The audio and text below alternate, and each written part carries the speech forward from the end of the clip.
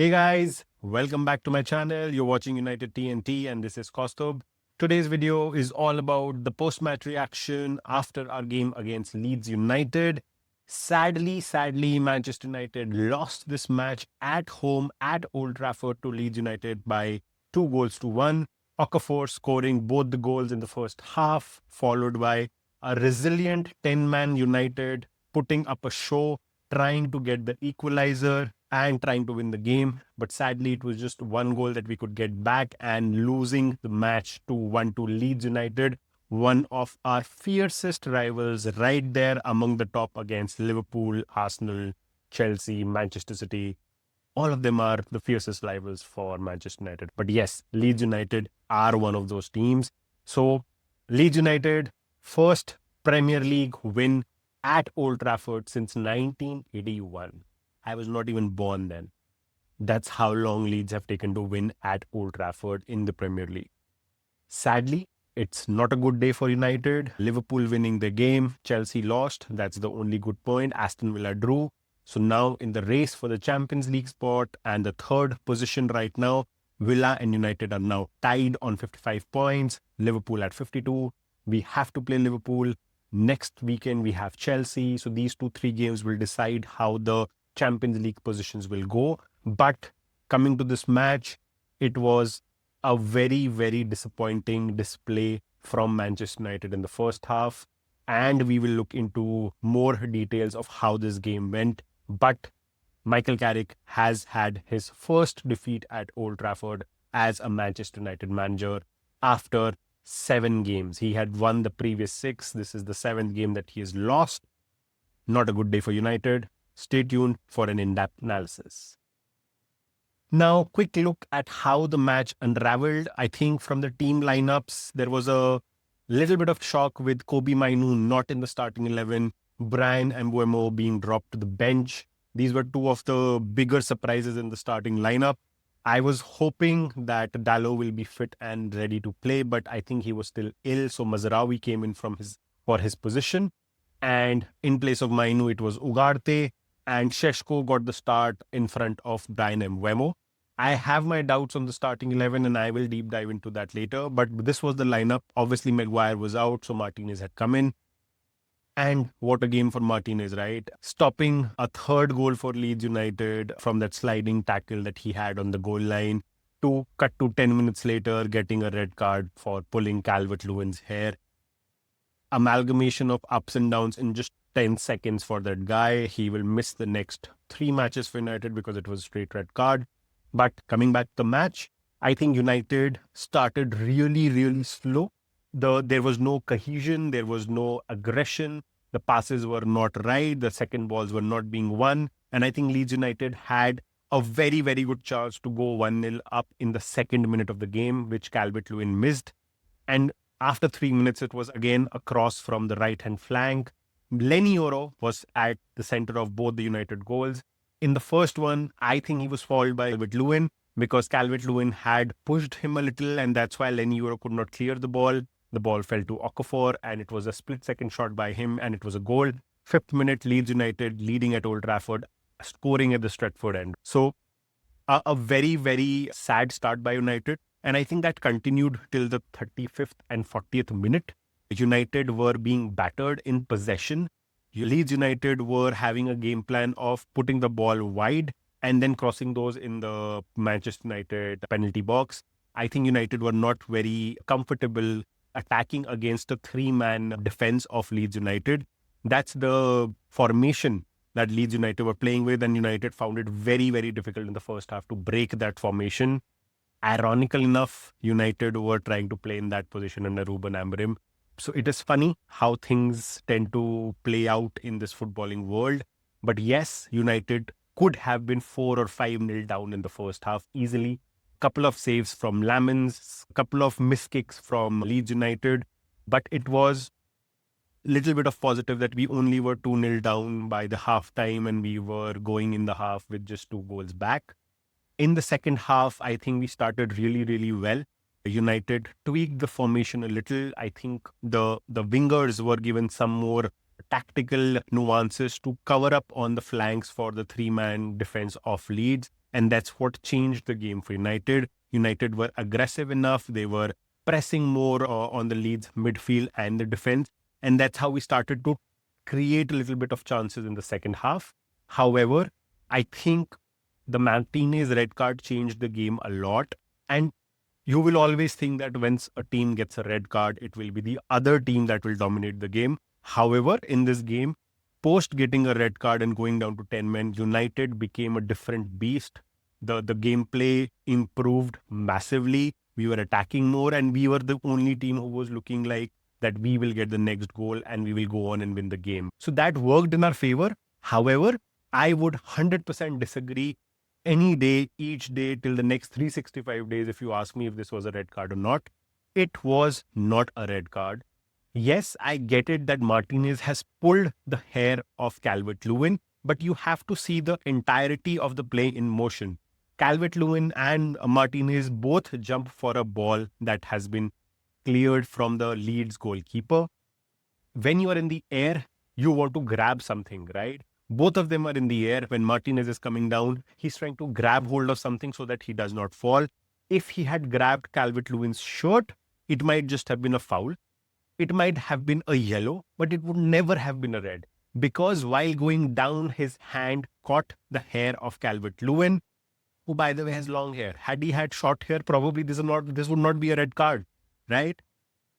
Hence, I say that this was a silly, silly red. And the sad part is, for the last two matches, we've been wronged by these red cards. The Maguire red card in the Bournemouth game, which should not have been a red for that foul because Bournemouth had a similar foul on Ahmad and we were not given a penalty. They were not given a red card. Similar thing has happened again. Lenny Yoro, the first goal, was fouled by Calvert-Lewin, and that's how he missed the ball clearance, and that's how it fell to Okafor. That was not a foul, but because Martinez has for half a second pulled the hair of Calvert-Lewin, it is a foul and it is a red card. So it was not aggressive play. It was not a grave mistake by the referee that he has to go see on the screen for VAR to intervene and given a red. I don't get it. I think Michael Carrick said it, Bruno Fernandes said it, Roy Keane said it, Jamie Carragher said it, Van der Sar said it, Michael Owen said it. All of them were of the opinion that this was not a red. It was a very, very, very soft foul. This has happened in the Premier League probably the third time this season. Michael Keane for Everton was sent off. I think there was another player, I forget the name. But yes, this has happened, and I think someone needs to look into this rule. If there is aggressive play, there is intent, there is malice while you're pulling the hair, I get it that it's a red, but not for such soft fouls. And I think after that, the mood in Old Trafford shifted a little. We were a little wary. However, as I said, United were the team who were dominating more after this red card, and that worked in our favor. Casemiro, header, Bruno Fernandes assist. We have seen this play for 7 times already this season. Casemiro, Bruno Fernandes putting in a ball into the penalty box. Casemiro heading it for a goal. It is his 8th goal this season for Casemiro. 7 or 6 of them have been headers. All of them have been Bruno Fernandes assists, right? So that combination clicked. We were back to 2-1 in the game. We had couple of more chances, which probably if had gone in, we would have won the match 3-2. Šeško had a very good header saved by the goalkeeper in the 84th minute. I think then it was again a Bruno Fernandes cross, a Casemiro header, and Calvert-Lewin clearing the ball off the line. Had he missed it, it was a goal. It would have been 2-2. It was the 90th plus minutes going on. And I think United deserved a point in this game. If not winning the game, for the second half performance with the 10 men that we were playing with, we nailed Leeds United to their places. They could not figure out what was going on. They could not move around with the ball. They were just soaking in the pressure and counting the time on the clock. So I think we have been robbed again by the red card. We deserved to have at least a point in this game, if not all 3. Yes, the first half performance was abysmal, right? If you see the second goal that Leeds had scored, Okafor again, right? It was a deflection again by Lenny Yoro. Okafor split second shot again, deflected from Lenny Yoro and went in, right? So both the goals were avoidable. And the goal that United scored was good. The two other chances that we had were really good. Thanks to the defense and the goalkeeper that they had, they would have probably lost the game also. But again, if I am getting into assumptions, there are assumptions also that Leeds United could score 3 to 4 more goals in the first half. So not going into assumptions, just purely on the play in the first half and the second half, I think the game should have been a draw. And we have lost 3 points, in fact, in this game. And I think it will be a little bit of a setback for United with the kind of mode that we were in and the coming up fixtures that we have also. So that was the game for us against Leeds United. Now, summing up this game, right, I think there are key takeaways from this game. And I genuinely feel the first one, which is the 24-day gap that we had for this match, has played a toll. The kind of intensity that the Premier League players or the footballing players play these days is very high, right? This had become a kind of a summer break, a short summer break before you go to the World Cup, right? That's the number of days that you have gap from a league ending to, say, a World Cup starting or a Euro competition starting, right? So I think that became difficult. Leeds had played last weekend. They had played 120 minutes. Yes, they should be tired. However, United looked very, very unorganized in the first half. And I think that tells you that because they had not played for so long, they took some time to get into that motion of passing the ball, getting runs behind people, pressing people. And I think that took a toll definitely. That was the biggest point, I would say. I would not take this away from Leeds as well. They played really well in the first half, but I feel somehow that gap has taken a toll on Manchester United. The second takeaway is Kobe Mainu and Harry Maguire were dearly, dearly missed in this game. Maguire, with his presence in the defense, how he dictates the players in and around him, how he calms the situation when there are some opposition players in the penalty box for corners, how he's dominant in other teams attacking corners as well. So I think Maguire was a big miss, followed by Kobe Mainu, who has been the silent soldier since Michael Carrick has arrived. This is the first match that Kobe Mainu has missed under Michael Carrick, and we have lost. Midfield, Ugarte is not up to the mark to what a Casemiro is or what a Kobe Mainu is, and I think he was missed dearly. The third point that I feel is Amad Diallo.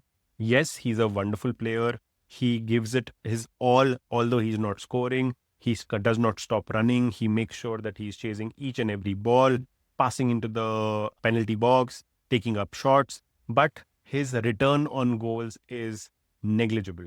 And I think we have better players to start the match. Amad can be probably the super sub now, coming off the bench, which he was doing a lot of that in the Eric Ten Hag era as well towards the end. He needs to be dropped.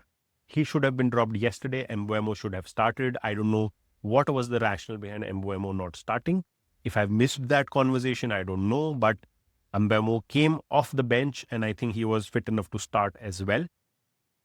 Cunha, Mbeumo, Šeško, Bruno. This should be the starting four, attacking four that we have.